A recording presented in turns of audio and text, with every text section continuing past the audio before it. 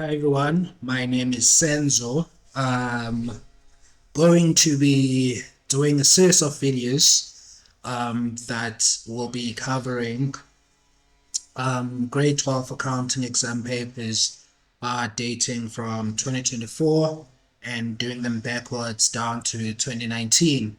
And if you can use these videos to prepare for your exams, to prepare for your rewrites, or even prepare for some of your tests if you pick particular topics of the videos, I think that they'll be really helpful and you will be able to do well in your paper. All right. And just if you're on YouTube, please just make sure that you are subscribed to the channel and do engage in the comments if you have any questions, and make sure you like the video and share it. And without further more to do, let's jump straight into it. So this is a November 2024 final exam paper. You can see DBE November 2024. And the first question that we have here is that we're doing company financial statements.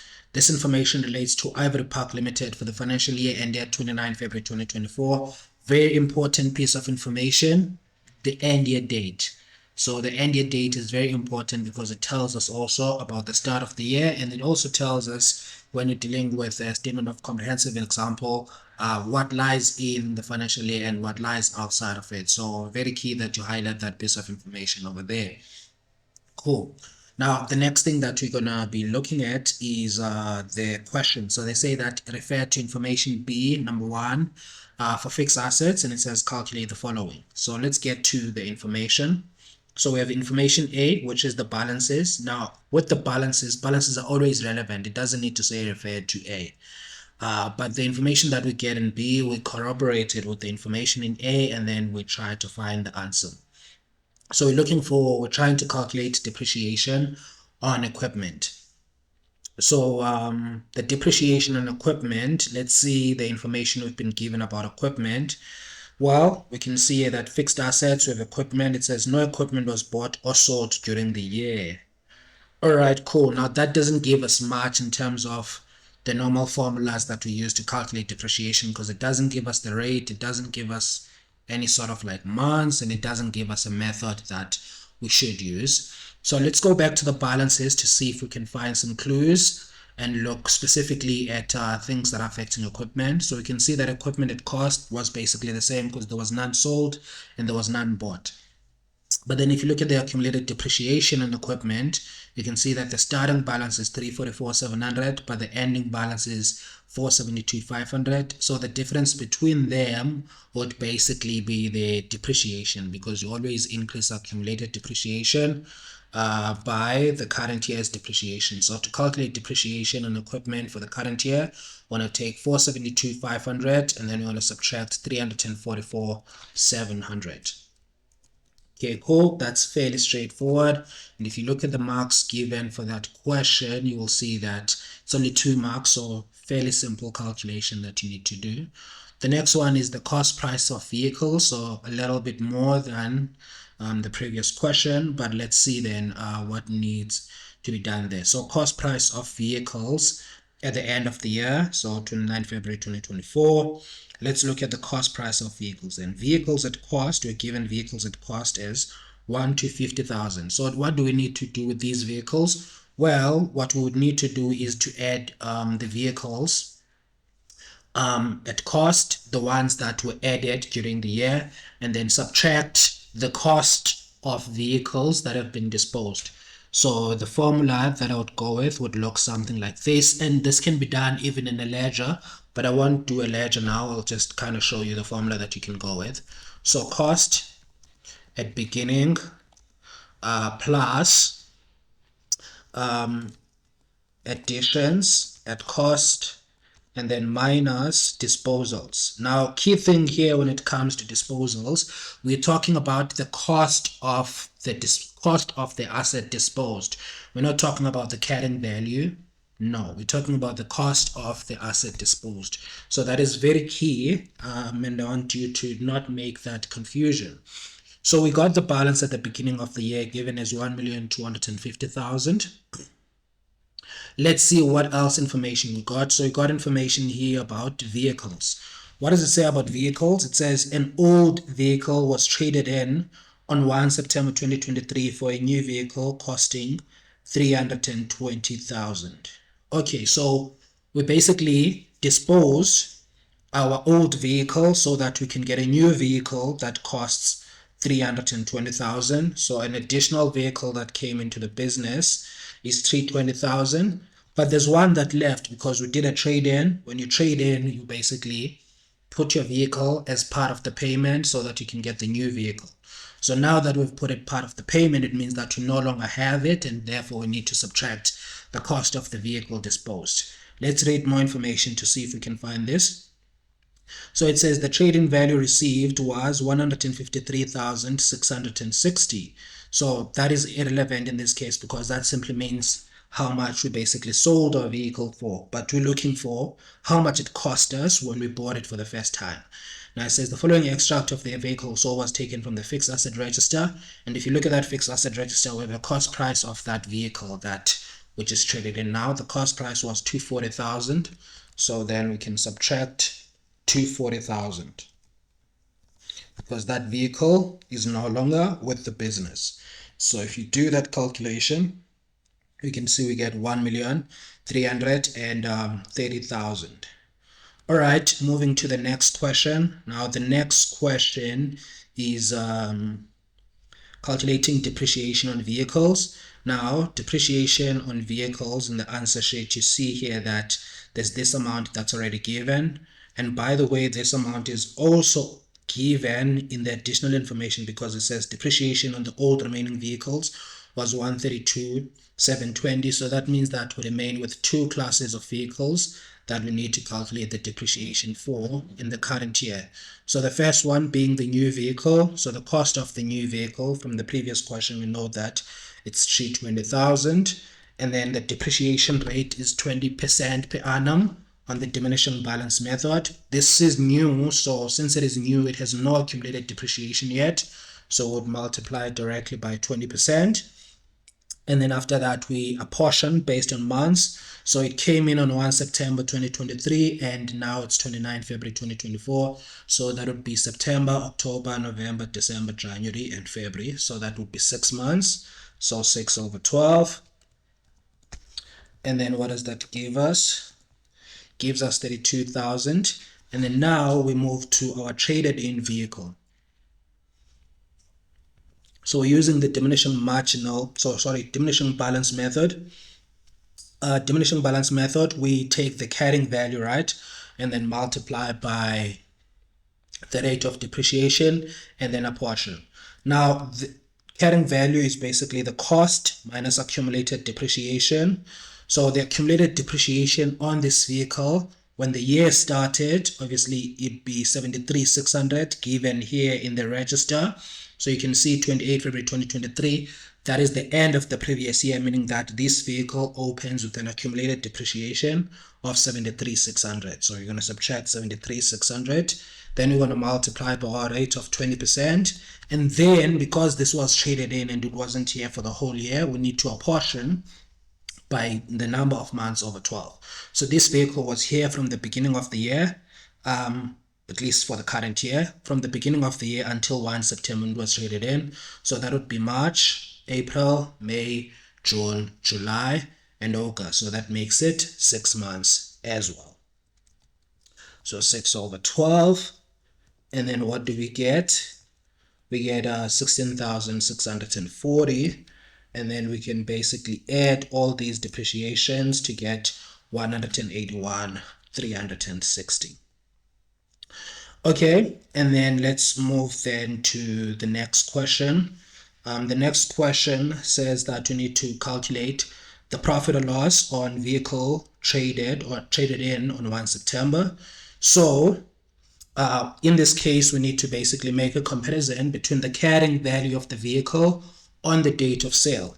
So carrying value on date of trade-in. You can say trade-in or date of sale. So on the date of trade-in, its carrying value would have been its cost of 240,000 minus the 73,600, which is the depreciation that it started, accumulated depreciation that it started the year with. And then we would also need to subtract the current year's depreciation on this traded in vehicle, which we just calculated in the previous question, to be 16,640. Right, and so that gives us the carrying value of this vehicle to be 149,760. Now let's compare that to the selling price or trade-in value. The trade-in value was given in this information. It said that the trade-in value was received was 153,660. So you can say 153,660. So in this case, you can see that the value of the vehicle is 149,000 basically, but we managed to trade it in for a value of 153,000. So that means then that we got a profit on sale of asset here. And that profit is 153 minus 149,760. Yes, so key thing here to learn is that profit on sale is basically the selling price or trading value of the asset minus the carrying value on the date of sale or trade-in. Now, if the selling price is higher than the carrying amount, then in that case you have a profit. But if your selling price, if our selling price, for example, was less than that 149,760, then in that case we would have had a loss on sale of an asset, right? So we got a profit in this case, and we've basically done all the 1.1, and now we move into 1.2. Now, if we go to 1.2, you see that I already have some things filled in here. This is information that we directly get from what is this? From the answer sheet. So, and then this is not the gross profit. It's just going to change as I fill in the information on the sales. So if I fill in that the sales are 5 million, you'll see that if I fill in 5 million for sales, you can see the profit changes and updates. Okay, cool. So don't worry too much about that. That will work itself out as we get to it. All right, cool. So let's have a look then at the information that will allow us to do this income statement. As you can see here, 1.2 says that we need to complete the statement of comprehensive income for the year ended 29 February 2024. And then you can see that it says that some amounts are already in the answer book. So let's look for sales. So sales, we are given a question mark on sales. And then we have to move to work out what the sales are using the additional information. All right, so the first information was just about depreciation, which doesn't affect sales. But number 2 says the company maintains a markup of 60% on cost. Note that goods costing 115,000 included in cost of sales were sold at a markup of 40% to internal employees. All right, so this 4,780, 900, we need to split it. So we need to split it at the ones that were 60% on cost markup, and then the ones that were 40% 40% on cost. What is this one? Okay, let me do this. So we can say 40% on cost. Okay, cool. So which are those goods? Well, we know that 115,000, I don't know why we have percentages here. Let me just put it as a number. Okay. So you can see here that for the 40%, obviously it's already been said that it's included in the cost of sales, and it is 115,000.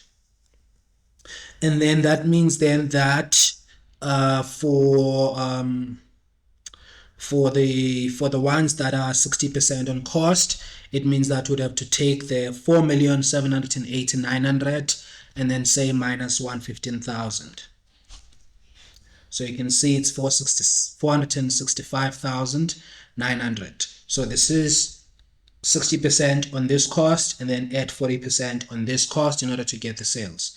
Okay, so how do we get the sales then? Oh, well, what do we do here? Well, for the calculation, let's just make this a little smaller to be able to see. So for our sales, we're going to take the 4,665,900 and then we're going to multiply by the markup of 60%. So if you mark up by 60%, it would mean that you add to 100%, which is your cost. So it's going to be 160%, and then so times 160%, and then we divide by what we have, which is the cost, and the cost is 100. And then top of that, we then need to do the one for 115,000, and for 115,000 you're going to multiply by 140 over 100, and that will give us the information that we need to get about our sales. So there we go, 7,626,440, and that works out to a gross profit to be 2,845,540. Now, very key that you make sure that in any case that maybe it was difficult to work out the sales and you couldn't figure it out, if you can't figure it out, you can simply make up a number and put it there so that you're able to calculate gross profit. This mark for gross profit doesn't need you to get the amount in the memo. As long as you use your sales to subtract cost of sales, you will get the method mark. So there's no reason to not get at least one so far. And we're going to be identifying more of these marks that you can get without knowing too much. All right, then let's get into other incomes. So other incomes, we already have the service income. Now let's look for the other incomes in the list of balances. But before we actually get there, from the previous question, 1.1.4, we calculated profit on sale of asset, which is an income as well. So we're going to have profit on sale of asset. So now we don't need to do a calculation again. We can just say refer to 1.1.4, and the amount is going to be 3,900. Okay, cool. Then we move into the other incomes. So if you look at the list of incomes here, okay, cool, you can see we got interest income, rent income. All right, so let's go rent income. So with rent income, there's typically always tends to always have a transaction about rent income, and so let's look for the information and try to work out if we need to add more to that 158 100, or if we need to subtract. All right, cool. Let's get into it. So what does it say about rent? So there it is at information 5. So there at information 5, let's take this. All right, cool.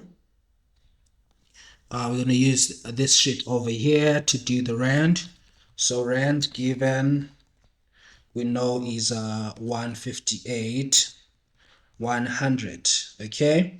And then what we do know here is that, well, it says that a tenant is renting an office from Ivory Park Limited. Rent for this has been received until 30th of April 2024. And the rent was decreased by 8% on 1 December 2023. Okay, so let's draw up a timeline. We start at the beginning of the year, 1 March 2023. Then we go up until the date that the rent was increased, so that is 1 December 2023. And then after that, we then continue to 29 February 2024, and that is the end of the year. And then further to that, we have these extra 2 months that we received something for. So 2024. So what is our intention of doing this? Well, we want to identify the amount that has been received for these extra months over here. So if we can find the amount that has been received for these extra months, then we can basically subtract it from the given amount of 158,100, because this is a case of income received in advance. Yes, we received the money, but we're not supposed to receive it in the current year. So that portion of the money must be accounted for in the rent income of the following accounting period. All right, cool. So 1 March to 1 December, that how long is that? That is March, April, May, June, July, August, September, October, November. That is 9 months. So 9 months. And in the 9 months, rent in percentage terms is at 100%. All right. And so total rent for the 9 months is 100% multiplied by 9, which is 900%. Okay, cool. Then we have the second period here, which is basically the rest of these months. The rent now was being received at a reduced amount. So this is how many months? Let's just do the same thing there, that the rest of these months we receive rent for is 5 months. And rent for these 5 months is received at 92%, right? And so the total rent for these months is going to be 5 months, so that we make it 14. Remember, because we have 12 months and received for 2 months extra, so received the rent for 14 months. So 92, so we're going to say 5 multiplied by 92%, and that works out to 460%. So then the total rent,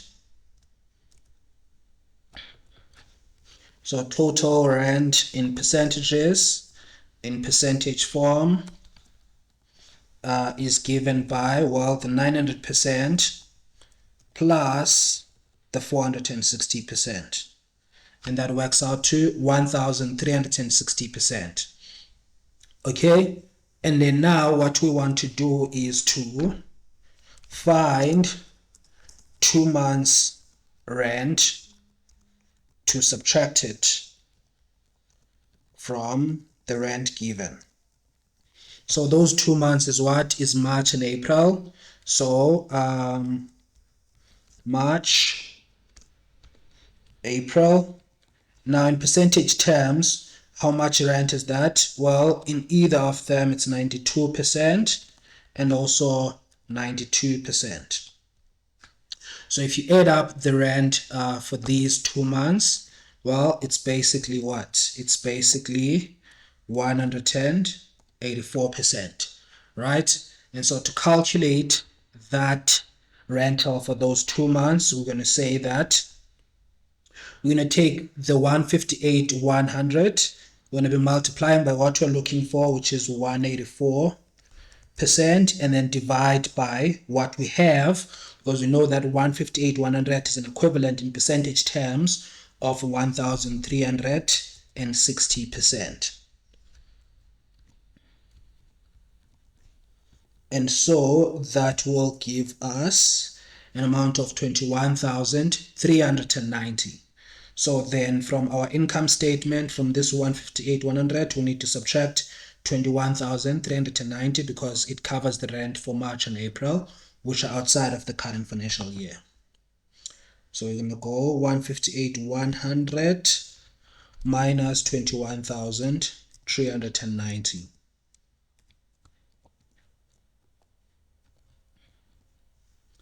Cool. Then moving on, want to see if maybe we have other incomes. Now in the list, there wasn't any other income, but we could find other incomes when looking at adjustments and additional information.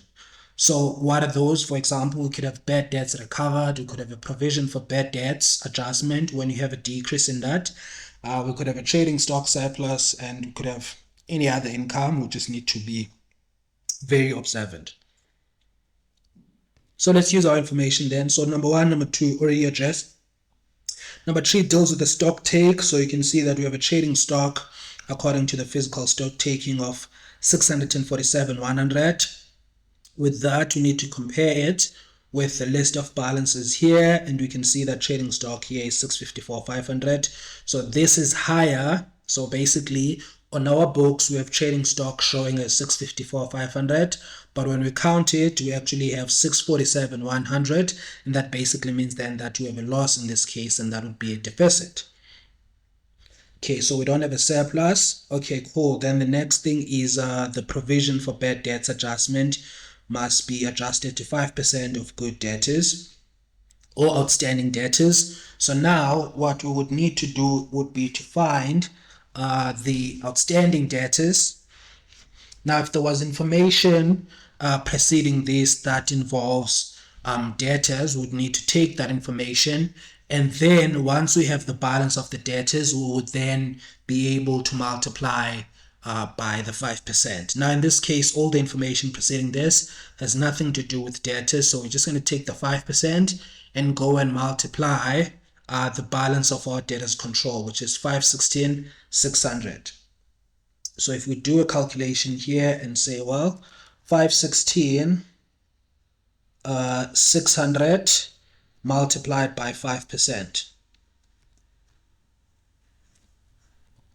What does that give us?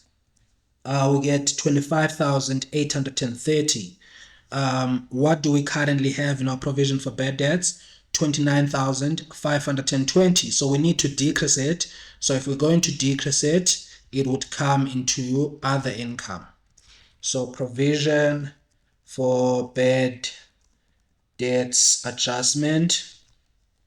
Please make sure that you're writing in full. So that is going to be 29,520 minus 25,830. All right, and that will basically then give us did I say 25? No, I didn't say, I said 830, but it should be 25,830, and then it's 3690. Okay, now let's look for the rest of information to see if we can find any other of these incomes. All right, so let's see. Monthly insurance, no. A tenant, that has been taken care of. One employee was omitted from the salaries journal, that would be salaries, staff, and expense. The company had 2 directors receiving annual fees, that's directors' fees, the net profit after tax. So there is no other income. So, which means then that we can basically work out our other income. Again, other income, this is another place you don't need to lose marks in, because even if you had wrong incomes, the fact that you can add them to get a total, you get a bonus mark for that. So please make sure that you don't miss on any of those kind of marks.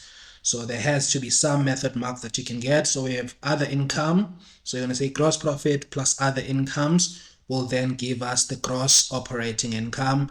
And then from the gross operating income, we then consider expenses.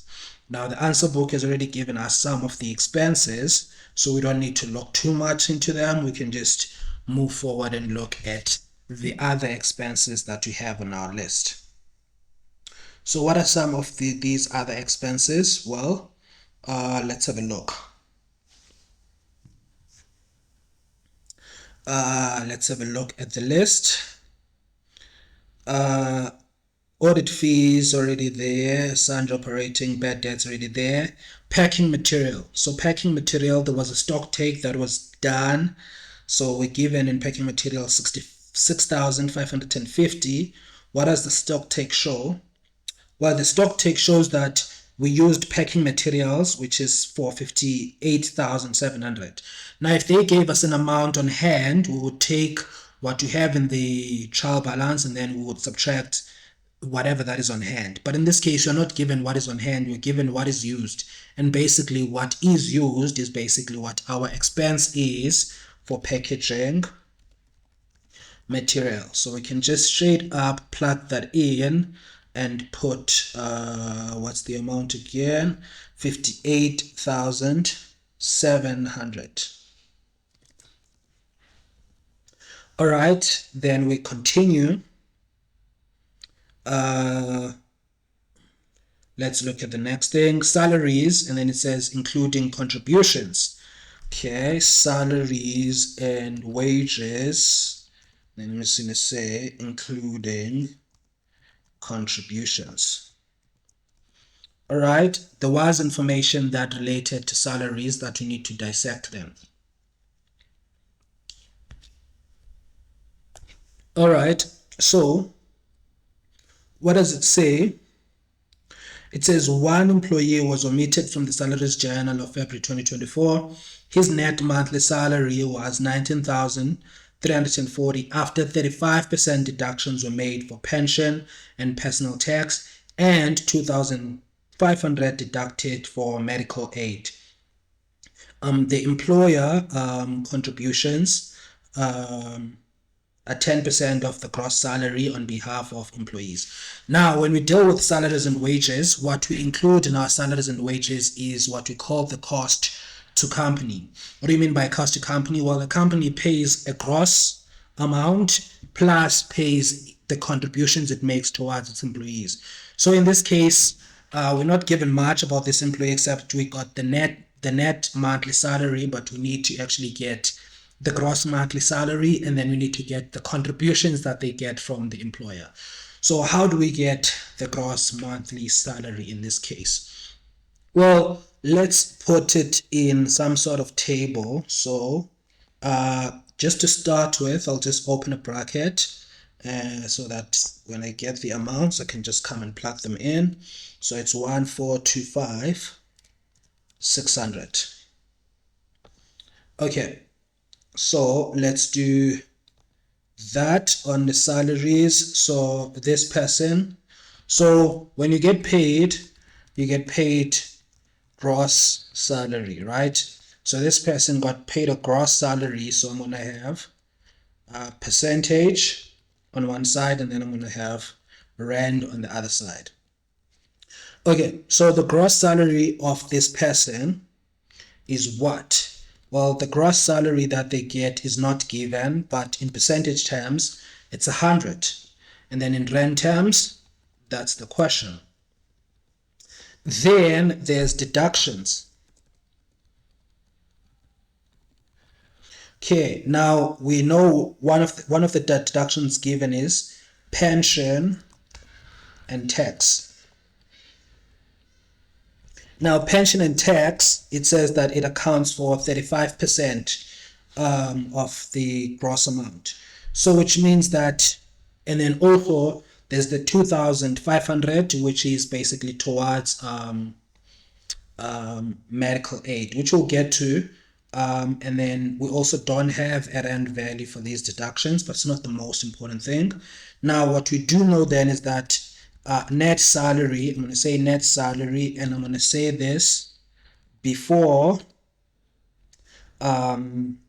medical aid deduction. So before medical aid deduction, I'm going to write this just as 35, not percent. Okay, then I have to write that as 100%. All right, so the net salary then, in this case, before taking into account medical aid, is going to be the 100% minus the 35%, which is the 65%. Now, the net salary in rand value terms, before taking into account the medical aid, would be the net monthly salary.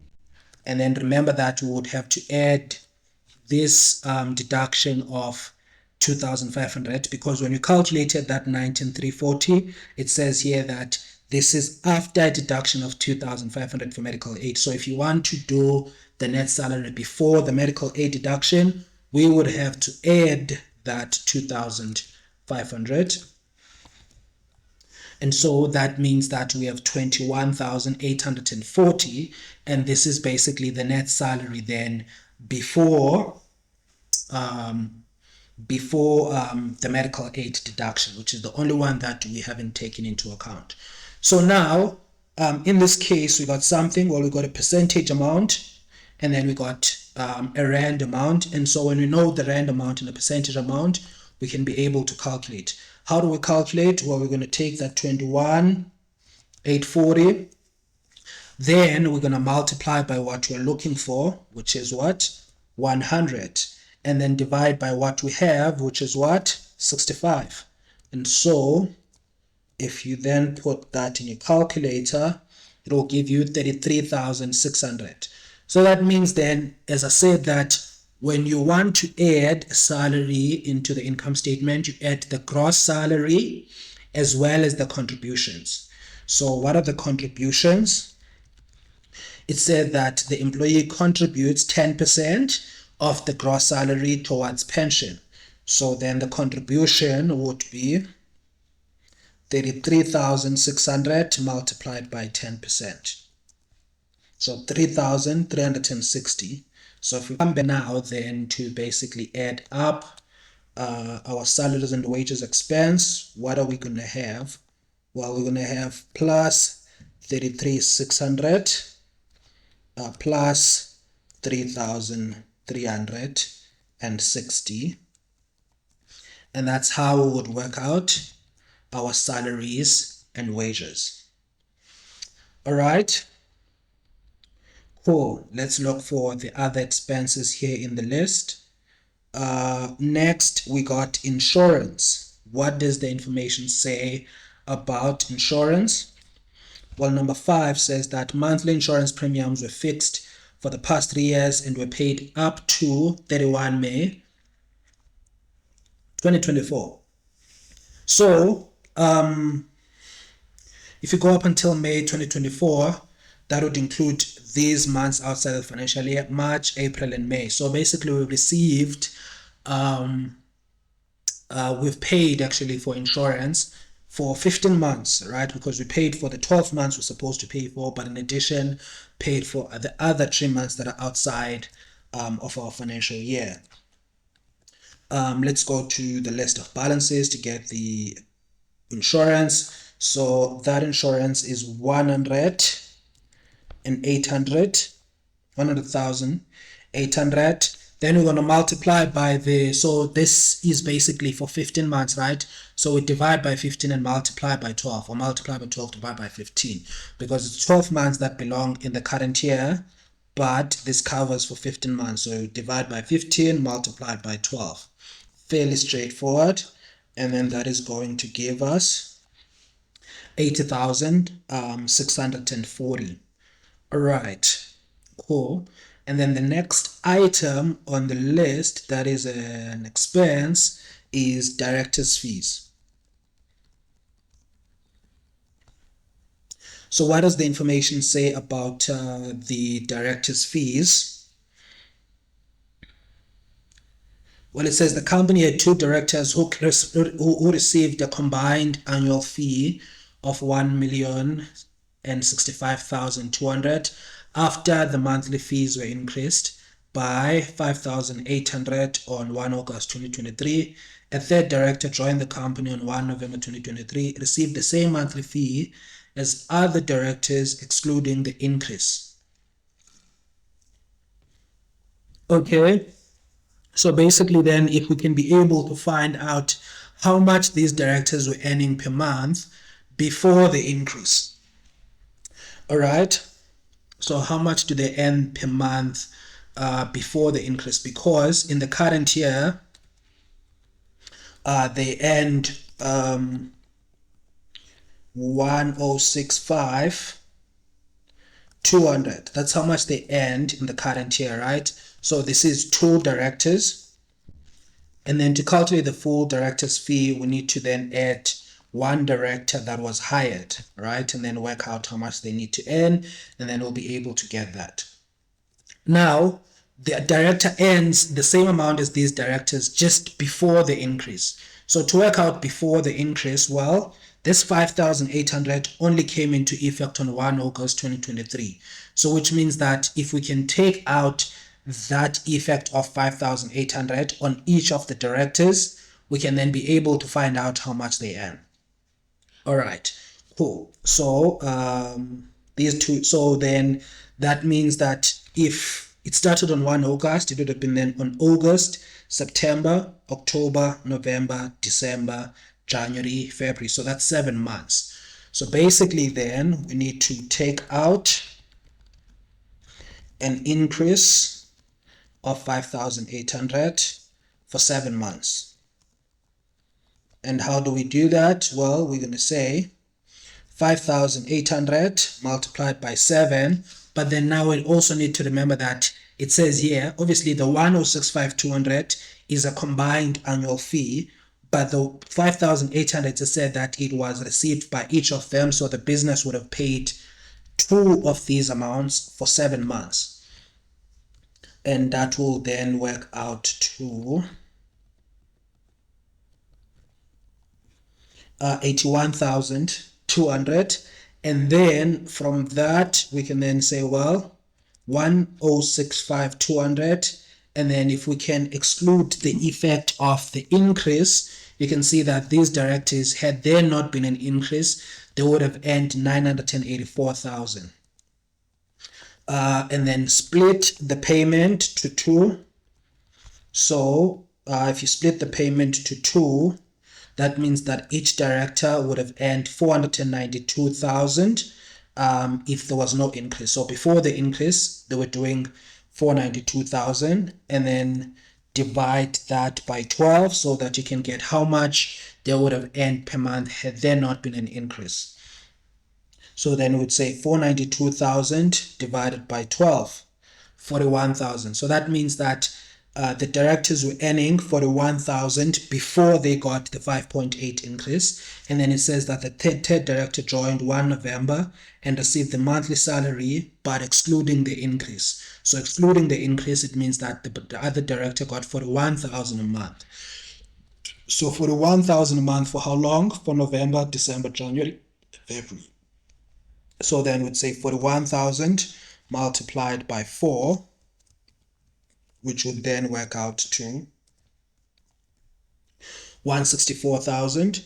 And so if we go to our director's fees in the income statement, we're going to say 106,200 plus the 164,000.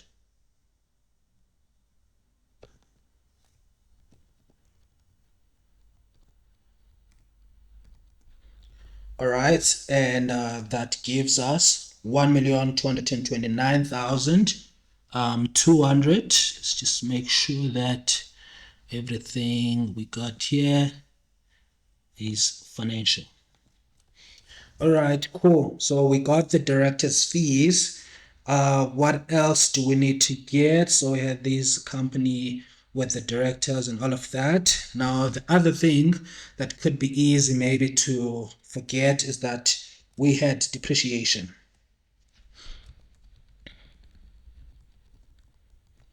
So the depreciation, we can just use, because we did calculate the depreciation in the first question, so we're going to use the depreciation on equipment, which is 127,800, plus the depreciation on vehicles, which will work out to be on 1.1.3, 181,360.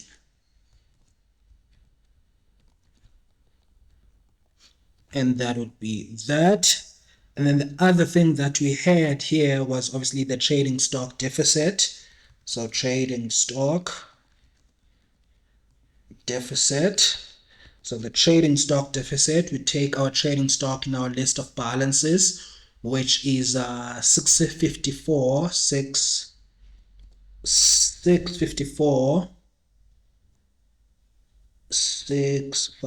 500. and then minus the stock count, which is 647,100. Right? So that's the trading stock deficit. Now I'm going to give you a clue, guys, about something that they do on the answer sheets. In the answer sheet, there's always one extra line that they give in either incomes and expenses, and that's just basically a line they give you so that you can make an error. So for example, you could have taken the provision for bad debts to be here, but they want to give you space to be able to make an error if you want to make one, but don't do it. So there's always going to be that extra space over there. All right, cool. And then the next thing then is to add up these operating expenses. Again, this is another case of some of the marks that I would say are free. And the reason I say that are free is that you simply need to total this. It doesn't matter if some of the amounts that you got in this box are incorrect, but the fact that you can add all of them together, that's what earns you the marks. Easy. So we get for total of operating expenses, it's 3,371,340. And then from there, we can calculate the operating profit. And the operating profit would be the 4,747,500 and subtract the total for operating expenses. And that gives us 1,376,200. Then you need to find the interest income. I don't remember much information being given about the interest income. Is it given? No, it's a question mark. And we're not given the fixed deposit or whatever. So it could be a balancing figure. So if it's a balancing figure, then we need to work from downwards and going up. All right, so what are we given? Well, the last bit of information helps us there because it says that the net profit after tax is 992,160. It was calculated after taking into account all the adjustments above. Income tax is calculated at 28%. So to work out the income tax here, now remember that if the income tax is 28%, this is what it means. So net profit before tax would be 100, the tax would be 28, and therefore the net profit after tax will be 72. So now in this case, what we got is 72 and what we're looking for is 28. So what we're going to do, we're going to say for income tax, 992,160 multiplied by 28 divided by 72. And then let's just remember that it's going to be a negative number. So that's 385,840. And then in order to get net profit before tax, we can just simply add the net profit after tax as well as the income tax. So we're going to say net profit after tax and then add the income tax, and that gives us 1,378,000. And then to continue there further to get the profit before interest expense, we'll need to add that 149,400. Now remember that if you're working backwards, meaning that from down going up, what you normally would subtract going down, you add when you're going up. So then we're going to say 1,378,000, which is the net profit before tax, and then we're going to add our interest expense, which is 149,400, and that gives us 1,527,400. And then basically then the difference between the 157,400 and 137,6,200 is basically the balancing amount. So balancing figure, and so the balancing figure is going to be 1,527,400 minus the operating profit, and we get for interest income 151,200, and that basically then completes question 1 of November 2024. Hopefully you get it. Stay tuned for the rest of the questions and check the following video. Cheers guys, see you.